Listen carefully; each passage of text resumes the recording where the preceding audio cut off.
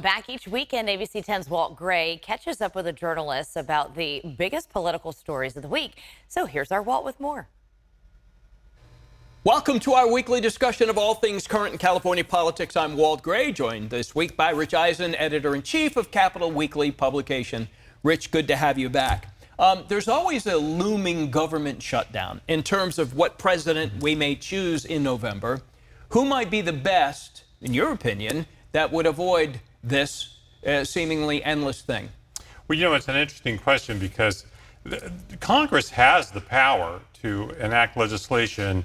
It would be called an automatic continuing resolution. I think a lot of folks don't know we've had something like 50 CRs just since 2010, and we've had something like 20 government shutdowns just in the last half century. So it's not uncommon.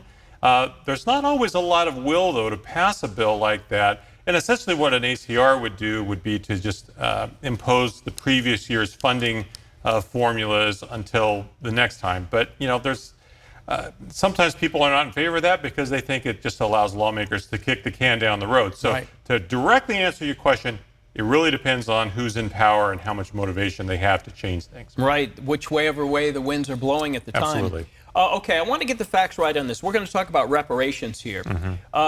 California has a budget deficit of about $70 billion. 60% of California voters oppose any reparations. That's according to a UC Berkeley Institute poll. 91% of Republicans are not in favor of reparations. Only 43% of Democrats support that. All of that said, how could any form of reparations get passed in California with those numbers? Well, I mean, I think the likelihood of forms of reparations passing is much greater than anything that includes payments, especially right now. I mean, look at it this way. A lot of the lawmakers who are advocating for reparations bills are also going to be trying to defend current funding mechanisms for programs that help a lot of their constituents. And they're going to be put in a bind of one or the other in some ways. Now, I think it's highly unlikely that we see any big funding come out of this year's legislative process. I think you will see some other things that are connected to reparations that don't have dollar signs attached to them.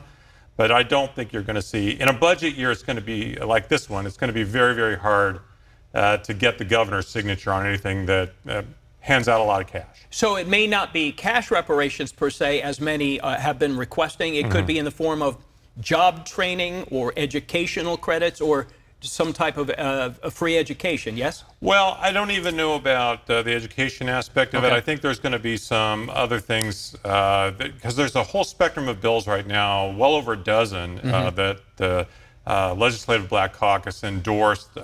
Almost none of them have dollar signs attached to them. So there's a wide variety of things. Okay. Quickly here now, a scathing opinion piece in USA Today has just come out claiming the governor's progressive policies have hurt California. Minimum wage hike, tax hikes, hefty regulations, rising unemployment, and population outflows. Speak to that, if you will. Well, I mean, those are all, pretty strong conservative talking points. If you talk to folks on the other side of the aisle, they will point to something that the governor's office championed this week, which is, according to the International Monetary Fund, we are still the 5th largest economy in the world, ahead of every other state in the country, and certainly ahead of everybody except, I think, Japan, Germany, and China, and the United States as a whole. So, I think a lot of those things comes down to where you land politically as to how much you believe in those particular talking points. Well, everybody has an opinion. Certainly, this was in USA Today. Certainly, everybody has an opinion about Governor Newsom. Rich, thank you. Good to see you as always. If you'd like to reach out to Rich, you can do so. Rich.Eisen@capitalweekly.net.